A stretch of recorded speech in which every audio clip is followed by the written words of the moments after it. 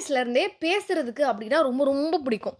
So அதனாலயும் என்னமோ என் லைஃப்ல வந்துட்டு பேச கிடைச்ச ஆப்பர்ச்சுனிட்டீஸ் எதையுமே வந்து நான் மேக்ஸிமம் வந்து மிஸ் பண்ணதே கிடையாது.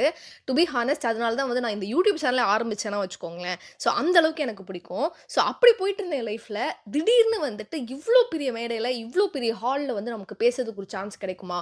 ஒரு 300, 400 பேர் முன்னாடி பேசுறதுக்கு சான்ஸ் கிடைக்குமா? அப்பலாம் வந்து யோசிச்சுட்டு இருக்கும்போது தான் யூனிவர்ஸ் வந்து நான் வந்து என் தாட்ஸ் எல்லாம் கேட்டுட்டு இருந்துச்சு போல. சரி இந்தா அப்படின்னு ஒரு ஆப்பர்ச்சுனிட்டி எனக்கு குடுத்துச்சு. எங்க ஆஃபீஸோட ஆஃப் சைட் ஈவென்ட்.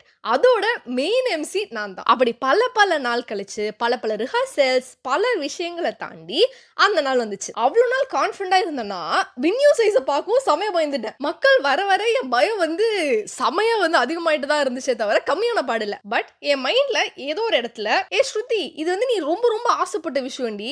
இப்ப கையில கிடைக்கும் பயந்துட்டு இருக்க அப்படின்னு என் மைண்ட் வாய்ஸ் சொல்லவும், எல்லா பயத்தையும் தூக்கி போட்டு பேச ஆரம்பிச்சவ தான்.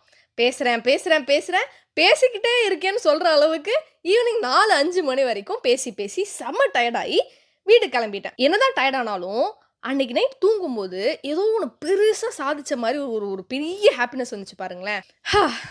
So yes that's all. தூங்க போறேன். Bye bye. See you in the next